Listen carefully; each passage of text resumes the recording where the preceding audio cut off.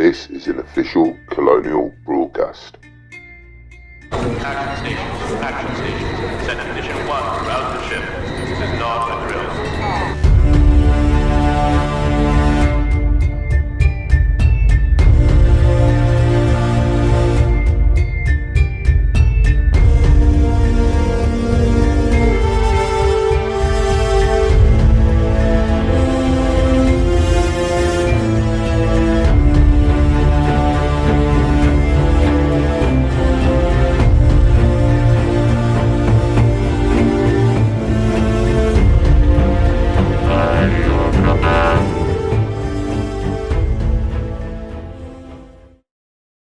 Greetings fellow gamers and commanders, and welcome back to my continued walkthrough of Battlestar Galactica Deadlock on the Xbox One.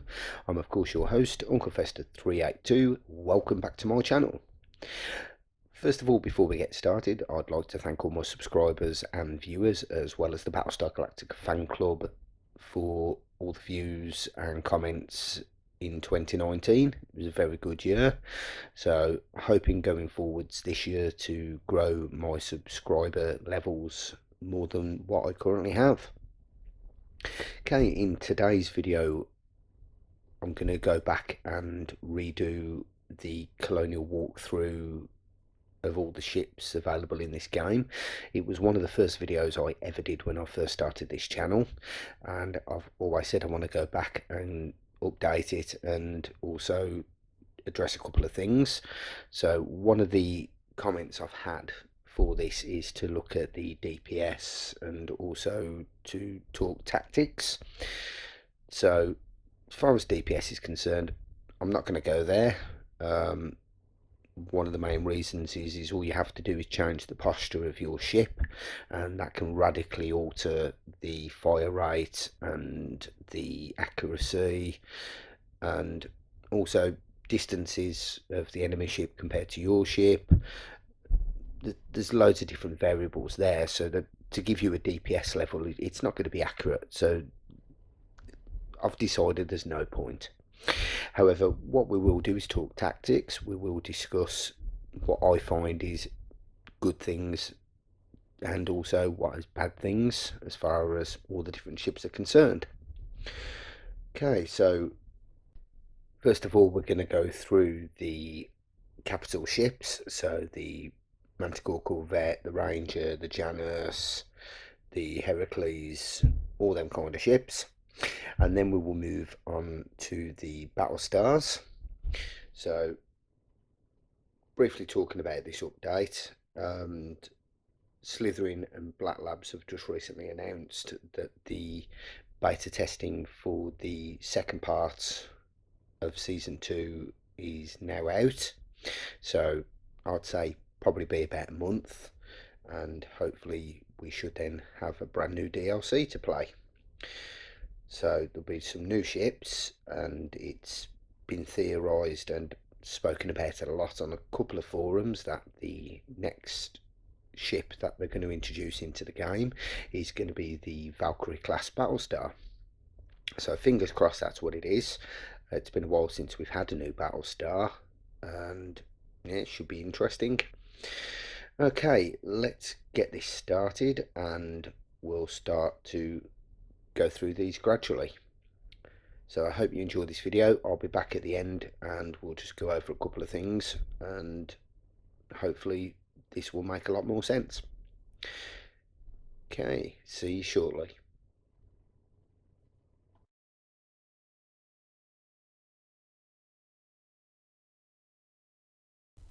The Manticore corvette is predominantly used for hit and run tactics and scouting missions. The Manticore also serves well in larger strike groups as a flanking element. Long range compatible missile tubes and an uncommon aft facing turret make this a versatile fighter. So with the Manticore corvette, it has a hull of 60, speed of 180 meters per second, a turn rate of 84 degrees, and a maximum radius range of 6,000 meters. Now this ship has two weapons. One is a corvette cannon and the other one is a light turret. Now for this kind of scout ship, it is very under armoured. So the Manticore is an important must-have for fleets. Its primary use, as far as I'm concerned, is to get ahead of the rest of your ships due to its speed, and if you increase your posture and increase your radius range, this will enable you to identify ships early. Also, one benefit of having the munition slot on this ship is you can load up a array of different missiles that can be used to initially attack the larger of the enemy force and give a crippling blow in the opening engagement. Now, whilst this ship is fast and highly manoeuvrable, be prepared to lose it in most battles due to the pre-mentioned poor armour and the weapon system capability. However, this ship is a great addition to your fleet and will help whilst playing the missions.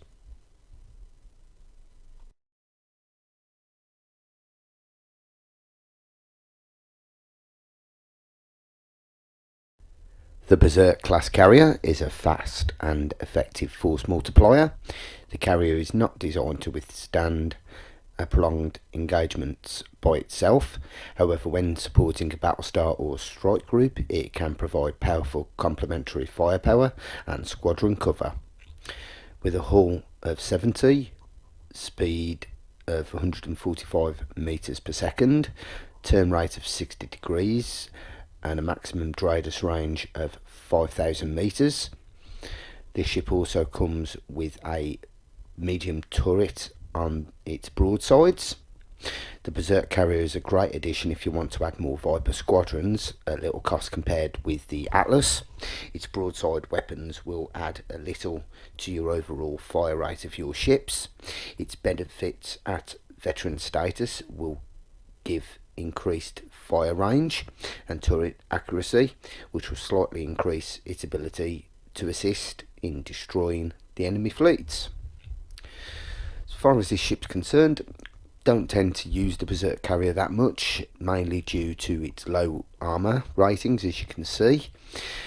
But in retrospect, if you look compared to the price of the Atlas, it's a good way of adding, like I've already said, extra Viper support.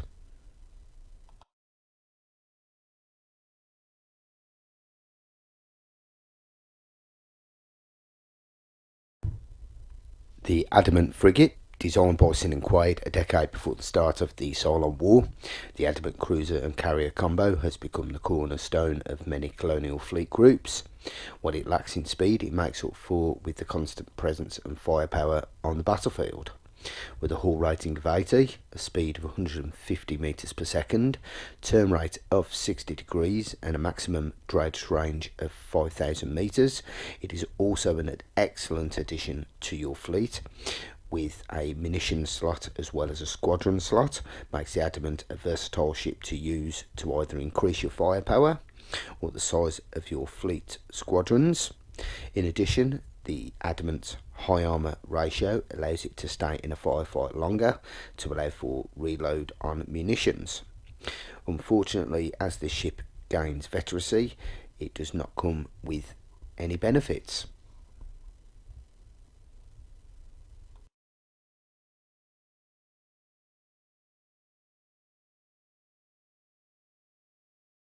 The Celestra class support was originally a self-sustaining civilian research ship that was cooped by Colonial Fleet. This support uses remote drones to apply adaptive armour plating. A resupply depot has been retrofitted into the hangar, allowing Raptor crews to make supply runs mid-mission to fleets, cruisers and battlestars. With a hull rating of 60, a speed of 160 meters per second, turn rate of 48 degrees, a maximum radius range of 5,000 meters. Unfortunately, this ship does not have any kind of offensive weapons of any kind, and with a very low armour rating, the Celestra support is excellent for resupplying your munitions during a mission to increase your fleet's firepower. Its repair drones can be used to keep one of your ships in the fight a little longer. If used during the campaign missions, you can add the ship without it impacting the fleet point limit of the fleet. In this situation, there's no real reason, once you have the ability to build this, to not add at least one to every fleet. Fortunately, the only downfall is this does exclude the dataless fleet, as the actual station itself already uses this support slot.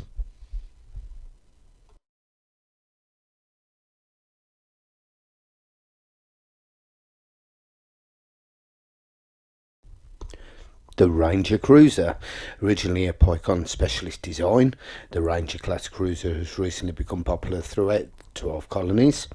Its combination of long-range dominance and skirmish range turret configuration makes it a highly effective all-rounder in any strike group. With a hull of 90, a speed of 135 metres per second, turn rate of 72 degrees and a maximum radius range of 5,000 metres. The ship comes with a heavy turret on the front, medium turrets on the broadsides, and at the bottom also a medium turret. The Ranger Cruiser in campaign missions, with its 2 munition slots and rapid reload, makes it an excellent ship and bolsters the firepower of your fleet. Its front-mounted heavy turret and armour levels makes this a good ship to send in to lighten up the strength of enemy ships. While this is a great ship, once you have the use of either the Janus or the Minerva BATTLESTAR, the usefulness of this ship pretty much comes to an end.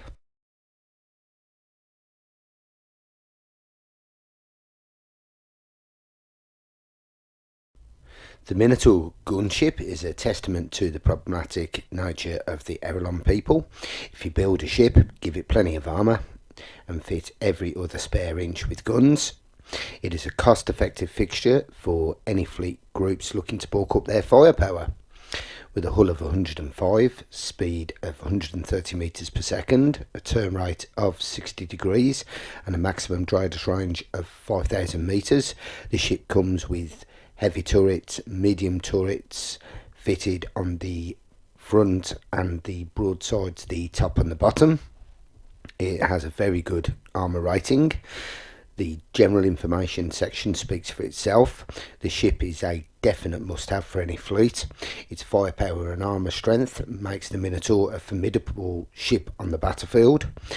If you ramp up the posture to maximum offensive on this ship, whilst it slows the speed, gives any user a fire rate that would make you cry with honour. Its low fleet point level makes this ship a suitable alternative to the Heracles gunship in times of need. On veterancy, its turret accuracy and range is increased, making the ship even better.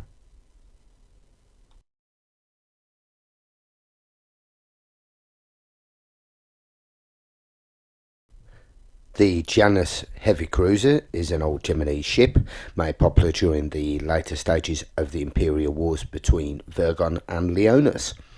Heavy armour plating provides it with enough staying power to remain relevant in modern warfare.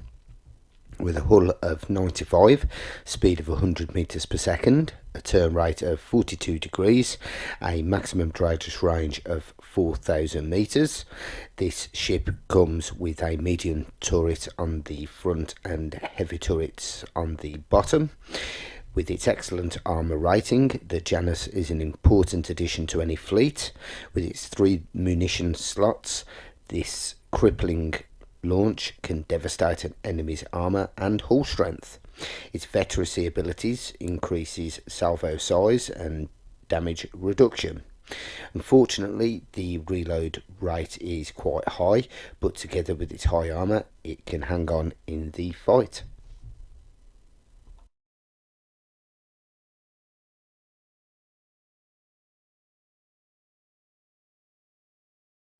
The Atlas carrier. The Atlas is an iconic remnant of Vergon's imperialistic history. Slow and densely armoured, the Atlas carrier now provides powerful fighter support for modern colonial fleet groups. With a hull of 135, a speed of 85 meters per second, a turn rate of 36 degrees and a radius range of 4,000 meters. This ship comes with 2 Viper squadrons and 1 Raptor squadron. The ship comes armed with heavy turrets across its broadsides and medium turrets across the top and bottom of the ship. The Atlas's contribution to the fleet is obvious. Providing extra fighter support is very important. In addition to this, the Atlas's abilities at veteracy level include squadron repair and evade, as well as damage reduction systems. This ability makes the Atlas an important ship to have in your fleet, along with its broadside turrets, which can be used to protect other ships not able to defend themselves.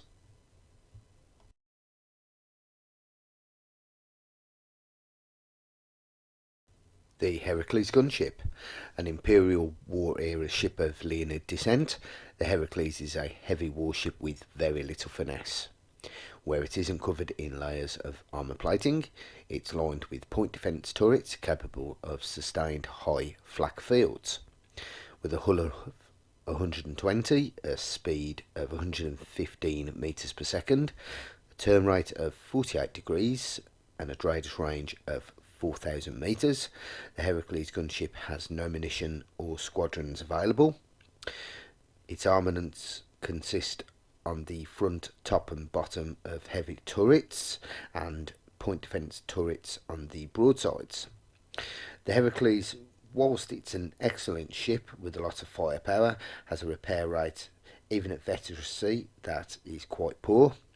One benefit of using this ship over the Minotaur gunship is the flak field system, which can assist in defending ships that are unable to withstand multiple hits.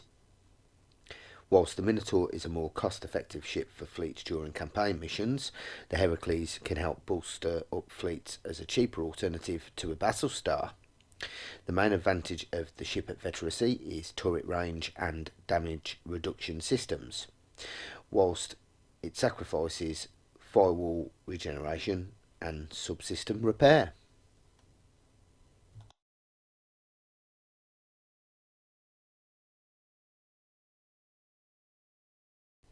The Artemis class Battlestar. The Artemis class Battlestar is the most common deployed command ship in the Colonial fleet. Moderate speed, high armour ratings and an aggressive turret battery placement makes this Battlestar a dominating force. With a hull of 120, a speed of 120 meters per second, a turn rate of 60 degrees, a maximum radius range of 5,000 meters. This ship comes with 1 munition slot and 2 squadrons. Its armaments consist of, on the front and bottom of the ship, it is equipped with heavy turrets. On the top, it is equipped with Battlestar artillery, and on the broadsides, point defence turrets. The Artemis class ship is a cheaper alternative to some of the newer Battlestar classes like the Minerva and the Jupiter. The general information is definitely accurate. This ship is excellent to use in any fleet. With max distance and damage reduction improved with veteracy, I would highly recommend this ship in conjunction with some of the new Battlestars.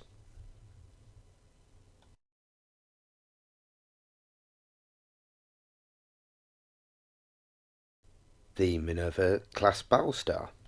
The Minerva, which is a predecessor to the post-era Mercury class, highlights a marked shift in Battlestar design, moving the focus from stability and defence to raw firepower. With a hull of 135, speed of 115 meters per second, turn rate of 60 degrees and a maximum radius range of 4,000 meters. This ship comes with 2 munition slots and 2 squadron slots. Its armaments consists on the front and the top of Battlestar artillery, on the broadsides point defence turrets, and on the bottom heavy turrets. The ship also comes with medium turrets on the rear of the ship. The Minerva is an excellent battlestar with 2 munition slots and a formidable turret battery replacement.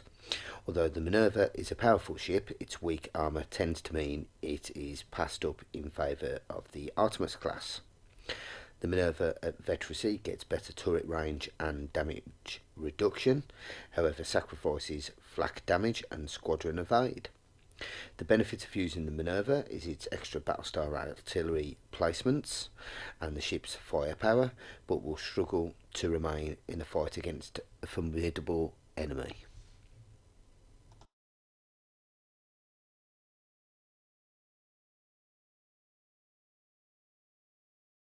Jupiter Mark 1 battlestar was designed by Sin and Quaid as a direct response to the rise in Cylon aggression. The Jupiter class is the pinnacle of colonial battlestar design. A fine balance of size, armour and artillery make it the most powerful ship in the colonial fleet. With a hull of 165, a speed of 90 metres per second, a turn rate of 42 degrees and a maximum radius range of 4,000 metres. This ship comes equipped with 1 munition slot, 2 squadron slots and 1 Raptor slot. Its weapons consist of, on the front, top and bottom, battlestar artillery and point defence turrets on its broadsides. The Jupiter class is a definite must-have battlestar in your fleet, with veteracy of damage reduction and firewall regen, along with a powerful weapon system. The only thing the ship can be faulted for is its speed and turn rate. This ship can literally annihilate a Cylon fleet. Tactics recommended would be to ensure your ship so your broadsides are facing the enemy and position your ship to make use of the battlestar artillery whilst enabling deployment of the ship's flak systems when they are required.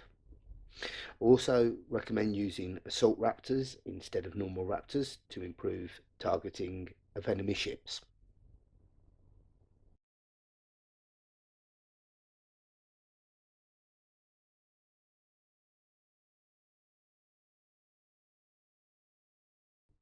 The Jupiter Mark II battlestar is a refit and redesign of the legendary battlestar class.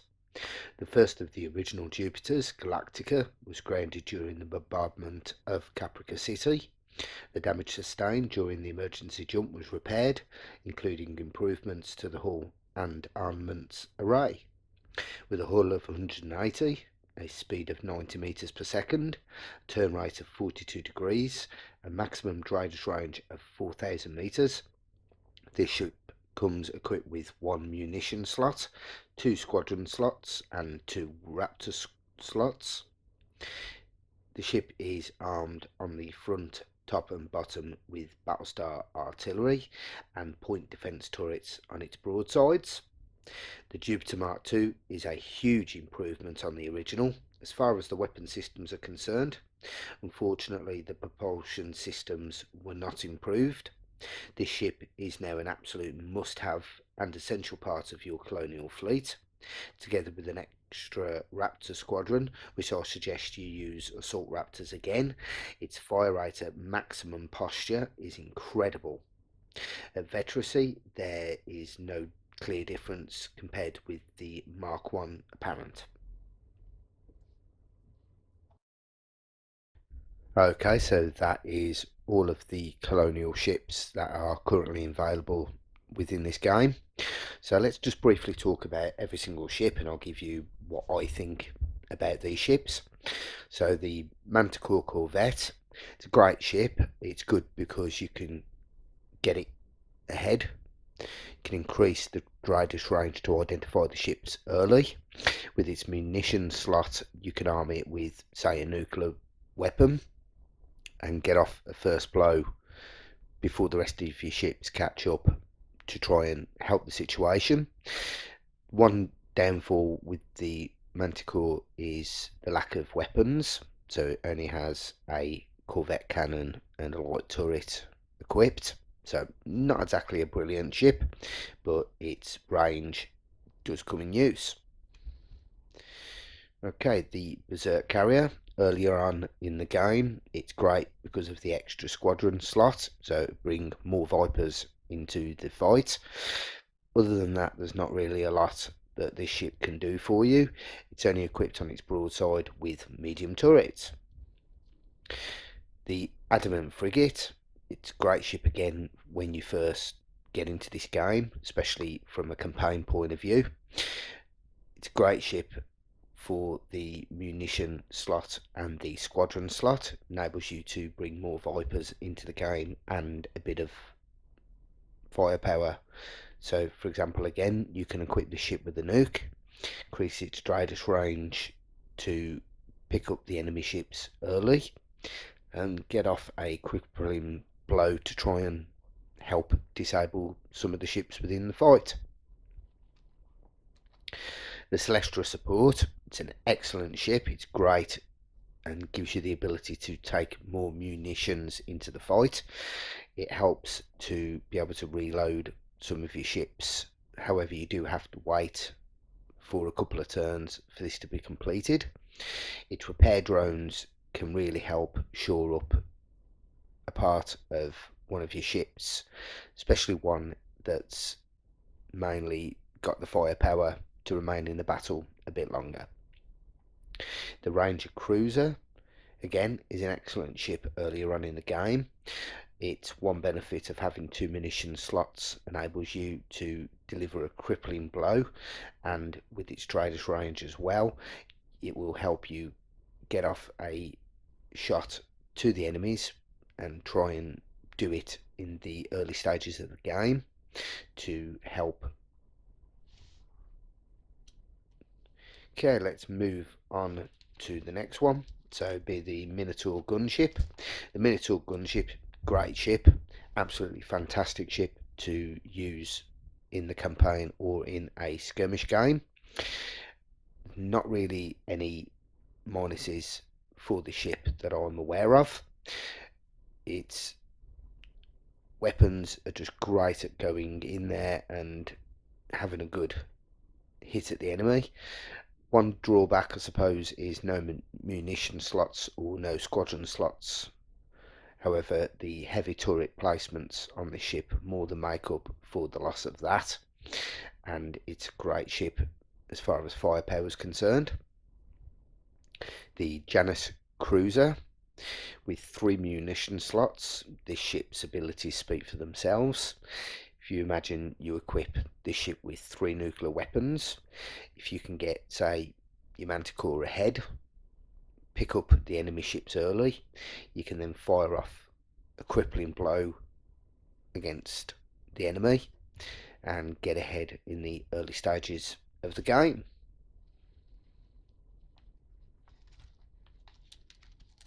The Atlas carrier is a great ship to take extra Vipers and an extra Raptor squadron into your game. Other than that, there's not really much use for this ship.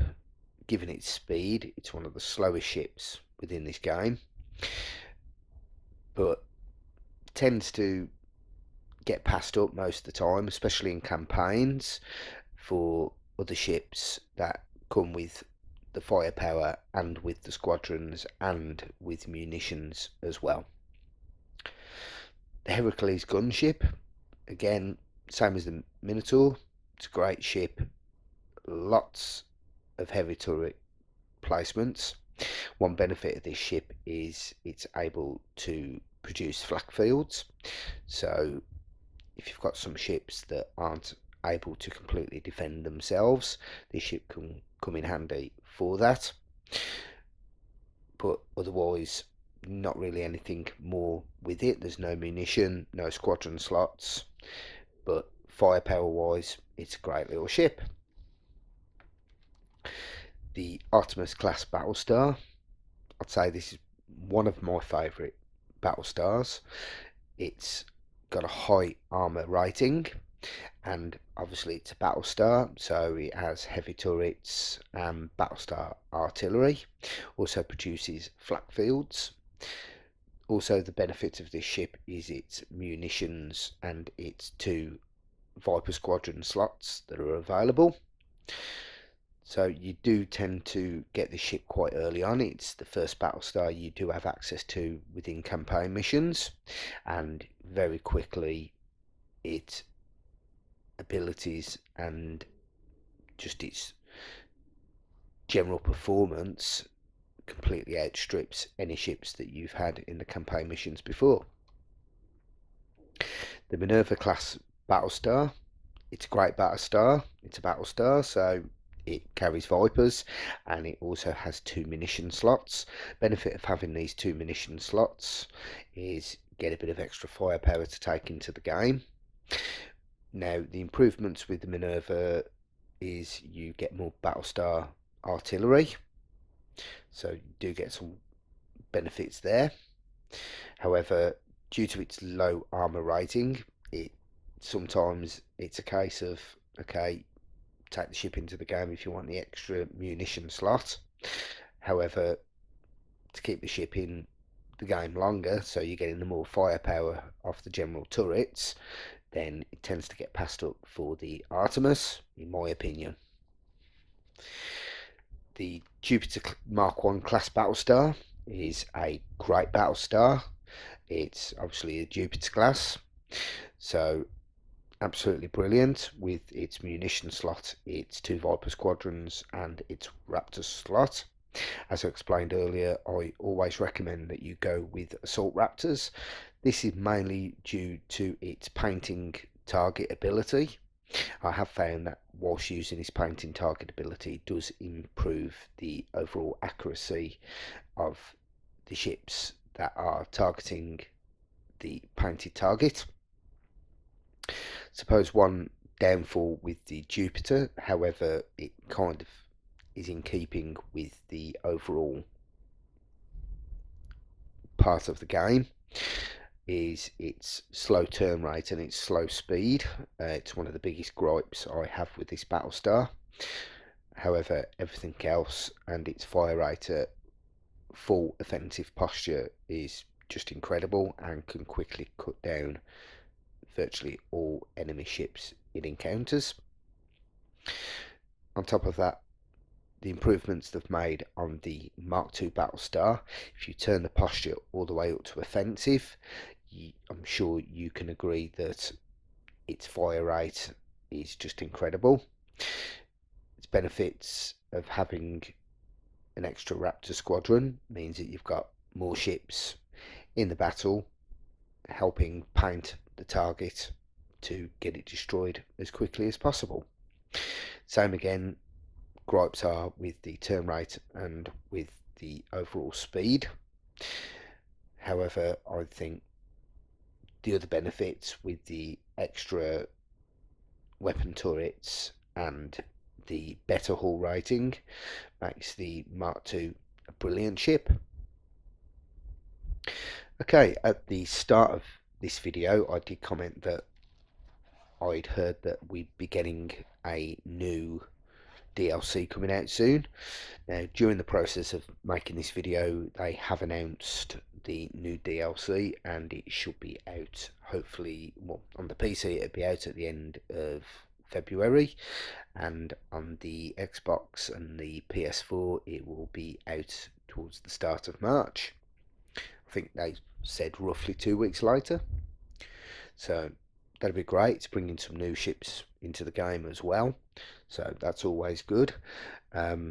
Unfortunately, as I said at the start of the video, we was hoping to get the Valkyrie class Battlestar. There's been a lot of interest. A lot of people have said, look, we want the Valkyrie, we want it. It's something that's been wanted. Being is maybe because we didn't see much of it in the TV series. However, unfortunately, for whatever reason, it's been passed up, and we are getting the Orion class frigate, which was prominently featured in Battlestar Galactica Blood and Chrome.